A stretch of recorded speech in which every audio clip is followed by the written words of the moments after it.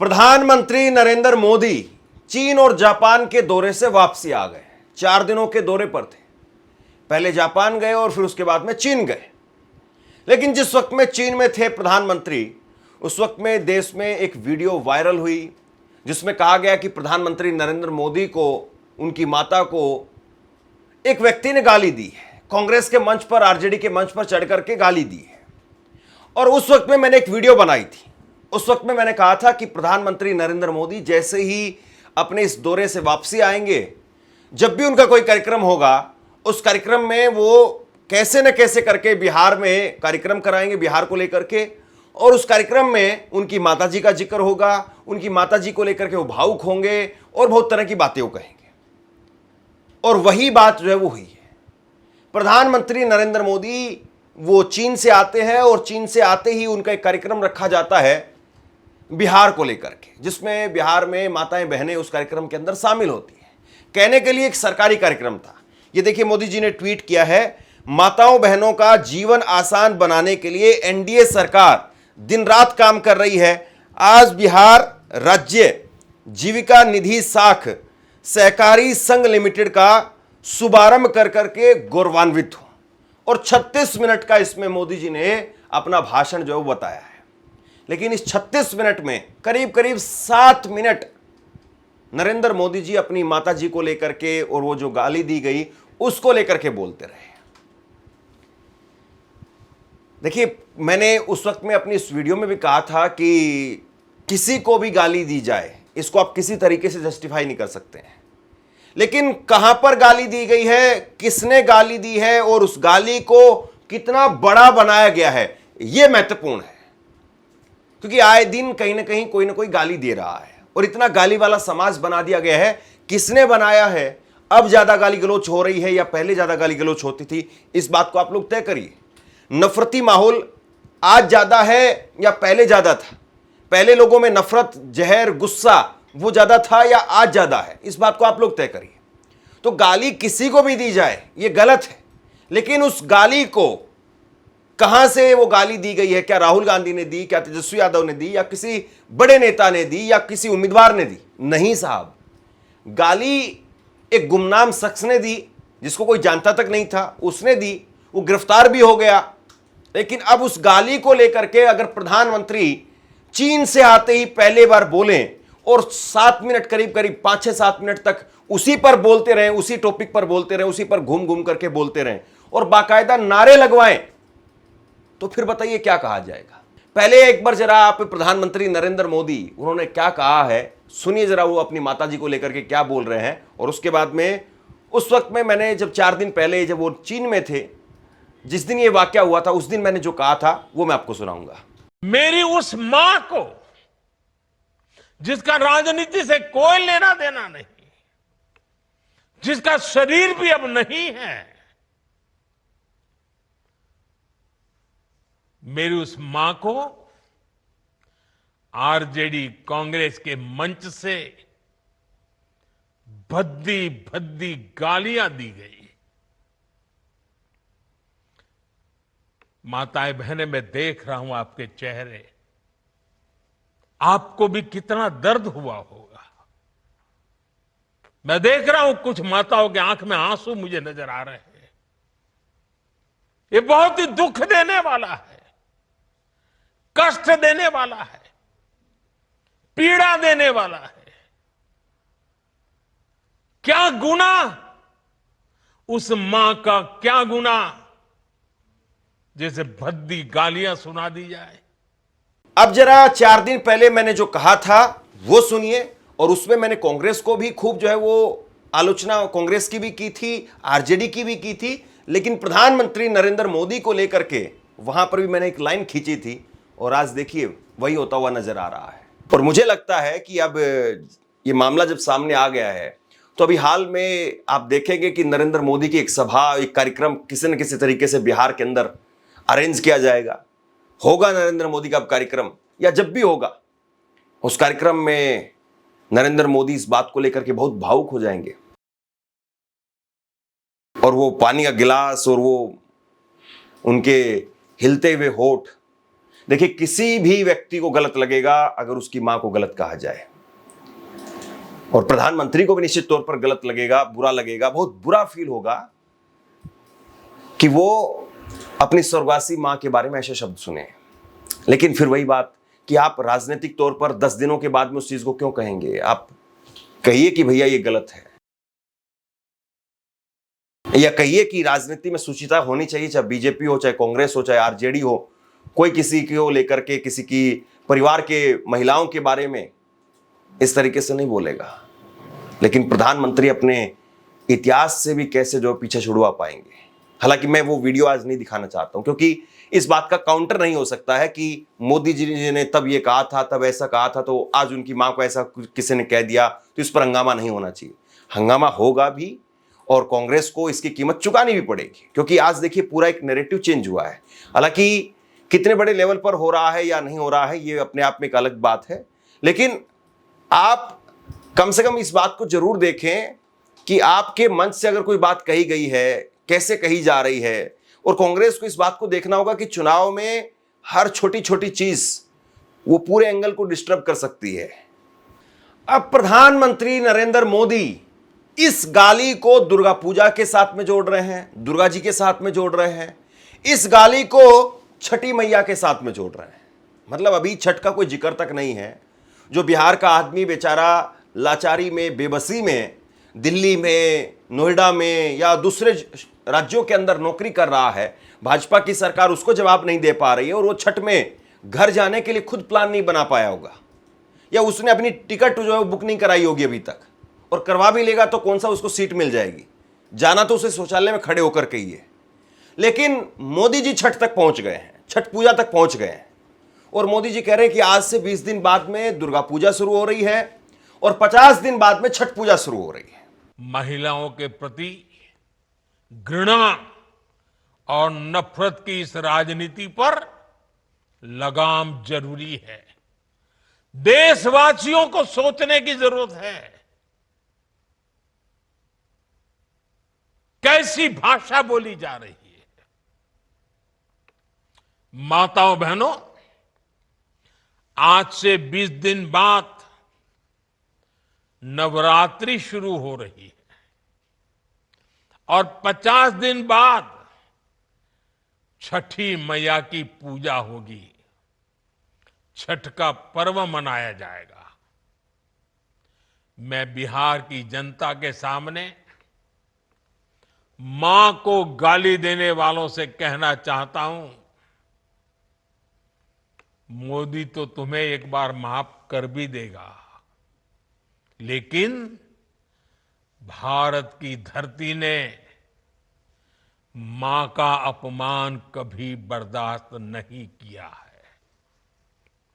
इसलिए आरजेडी और कांग्रेस को सात बहिनी से माफी मांगनी चाहिए। छठी मैया से माफी मांगनी चाहिए। प्रियंका गांधी का भी इस पर जवाब खूब वायरल हो रहा है। प्रियंका गांधी, उन्होंने कहा कि मोदी जी आते हैं और आकर के कहते हैं कि मुझे गाली दी जा रही है, मुझे तरह तरह से गालियां दी जा रही है। मैंने बहुत सारे प्रधानमंत्री देखे, लेकिन पहला ऐसा प्रधानमंत्री देखा है कि जो अपने नाम पर, गालियों के नाम पर इतना रोता है।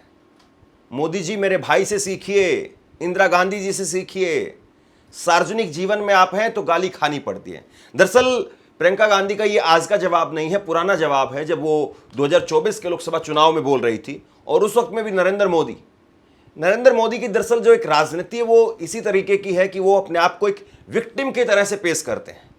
नरेंद्र मोदी आज 25 साल से कुर्सी पर है, 25 साल से, यानी 25 साल से अगर आप अमेरिका में रहने लग जाएं तो अमेरिका का जो रहन सहन है वो आपके शरीर में रच बस जाता है। मतलब उस तरह का एटमॉस्फेयर, वहां की ठंडी, वहां की गर्मी, वो आपके शरीर को बिल्कुल सूट कर जाती। और आप जन्मजात जहां पर थे वो एटमॉस्फेयर आपको फिर एलर्जी करने लग जाएगा। जैसे कि आप 25 साल तक अगर ग्लेशियर में रहेंगे तो हो सकता है कि फिर आप राजस्थान में आकर के नहीं रह पाएंगे, अगर आप 25 साल तक एक जगह पर रह जाएंगे। तो कुल मिलाकर के नरेंद्र मोदी 25 साल से कुर्सी पर हैं, पहले गुजरात के मुख्यमंत्री, अब देश के प्रधानमंत्री, और फिर भी वो अपने आप को विक्टिम के तौर पर पेश करते हैं। ये गजब है। मैंने तो बहुत प्रधानमंत्री देखे हैं। इंदिरा जी को देखा, गोली खाई उन्होंने इस देश के लिए। राजीव गांधी को देखा, शहीद हुए इस देश के लिए। नरसिम्हा राव जी को देखा, मनमोहन सिंह जी को देखा, मेहनत करते हुए दिन रात को इस देश के लिए। लेकिन मैंने पहला ऐसा प्रधानमंत्री देखा है बहनों और भाइयों, पहला देखा है जो आपके सामने आकर रोता है कि मुझे गाली लग रही है, मुझे गाली दे रहे हैं। आपके दुख सुनने के बजाय अपना दुखड़ा आपको सुनाते हैं। और किसी ने उनके ऑफिस में बैठकर एक लिस्ट बनाई है। अरे आपके दुखों की लिस्ट नहीं है वो आपकी समस्याओं की लिस्ट नहीं है। वो ये लिस्ट नहीं है कि किसानों की क्या समस्या है, हमें क्या करना है। वो ये लिस्ट है कि मोदी जी को कितनी बार किसने गाली दी है। कम से कम एक पन्ने पे फिट तो आ रही है। अगर मेरे परिवार को जो गालियां दी हैं इन लोगों ने, हम लिस्ट बनाना शुरू करें तो हम किताब पे किताब छपवा लेंगे। हिम्मत करो मोदी जी, मेरे भाई से सीखो। मेरा भाई कहता है गाली क्या, मैं गोली खाऊंगा इस देश के लिए। मेरा भाई कहता है सच्चाई के लिए मैं खड़ा रहूंगा। तुम गाली दो, गोली दो, छुरा मारो, कुछ भी कर लो, घबराओ मत मोदी जी, घबराओ मत। ये सार्वजनिक जीवन है, मोदी, ये सब सहना पड़ता है, हिम्मत रखनी पड़ती है, आगे बढ़ना पड़ता है। सबसे बड़ी बात यह है कि नरेंद्र मोदी साहब ने अब एक तरीके से एक सीधा इशारा कर दिया है कि मुद्दा यहां पर खत्म होने वाला नहीं है। वो कह रहे हैं कि मेरी मां को गाली देश की मां, बहन, बेटी का अपमान है। एक गरीब मां की तपस्या, उसके बेटे की पीड़ा शाही खानदान में पैदा हुए युवराज नहीं समझ सकते हैं। मेरी मां को गाली नहीं सहेंगे, नहीं सहेंगे। अब वो इस तरह से जो है वो नारे भी लगवा रहे हैं।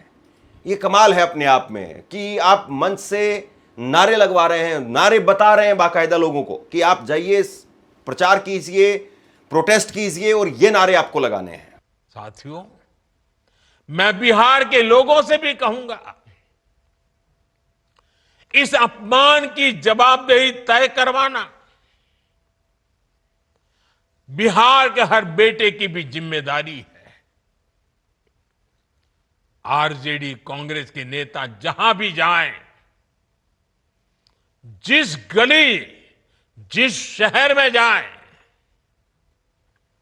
उन्हें चारों तरफ से एक आवाज सुनाई देनी चाहिए।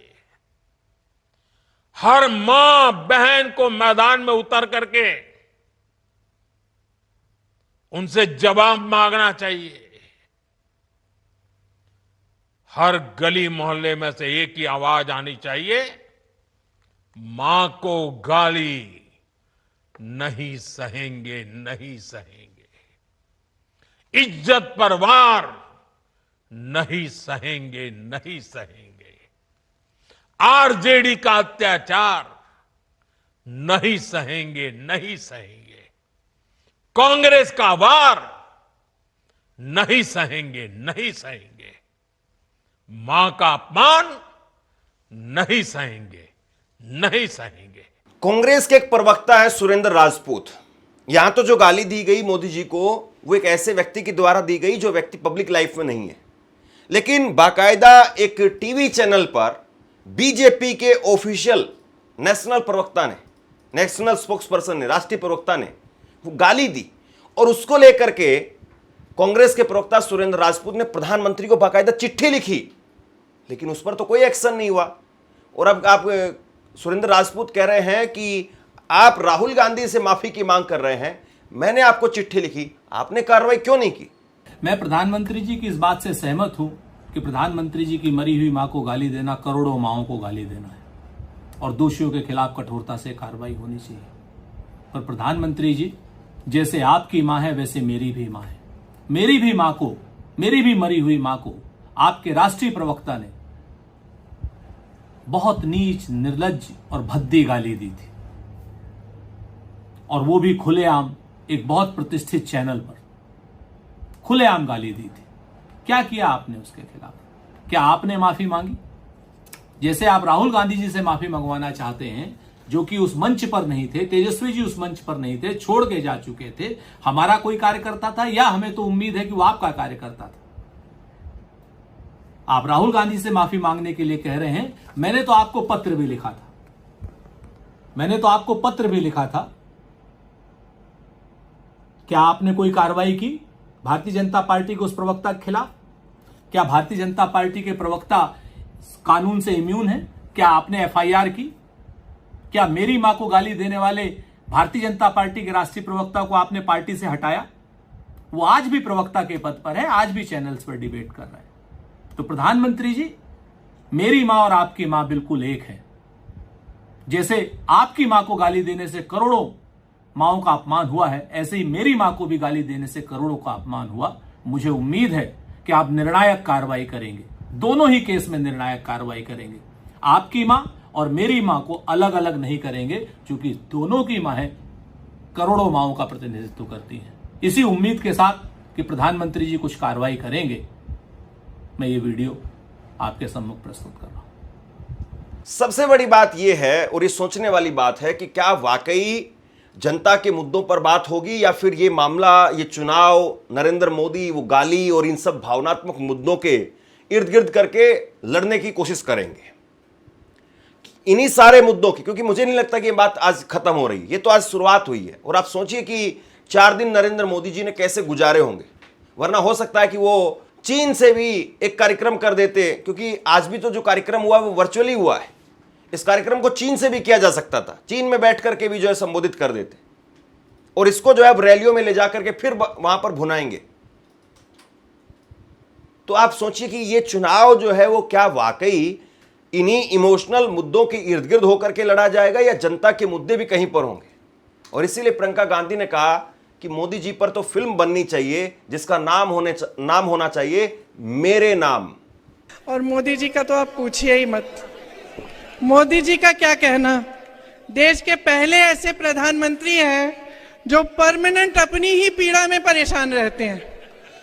कर्नाटका गए, बड़ी लंबी लिस्ट ले गए कि भाई मुझे इतनी गालियां दी हैं, यहां भी कहने लगे मुझे इतनी गालियां दी हैं, रोते ही रहते हैं। लगता है आपने वो सलमान खान की पिक्चर देखी है तेरे नाम, उसमें सलमान खान शुरू से अंत तक रोते ही रहते हैं। मैं तो कहती हूँ मोदी जी के लिए भी पिक्चर बना देते हैं, उसका नाम रखेंगे मेरे नाम। बीजेपी के तमाम नेता प्रधानमंत्री नरेंद्र मोदी को गाली देने को लेकर के एक बड़ा मुद्दा बनाने वाले हैं। और जब आज नरेंद्र मोदी बोल रहे थे तो उस वक्त में आप ये तस्वीरें देखिए, आप किस तरीके से भाजपा के अध्यक्ष वो रोने लगे। और इसी से साफ है कि भाजपा के अध्यक्ष रो रहे हैं, तो और मोदी जी ने नारे बताए वहाँ से, यानी अब इस चीज़ को नीचे तक पहुँचाना है, एक मैसेज देना है कि ठीक है, हम इसको छोड़ने वाले नहीं हैं। इस मुद्दे पर खूब जो है वो राजनीति अब दिखाई देगी। दूसरी तरफ आरजेडी, उनका काउंटर आया है, उन्होंने कहा कि आप फेक नैरेटिव फैला रहे हैं, झूठ-मूठ का एक मुद्दा जो है वो आप बना रहे हैं।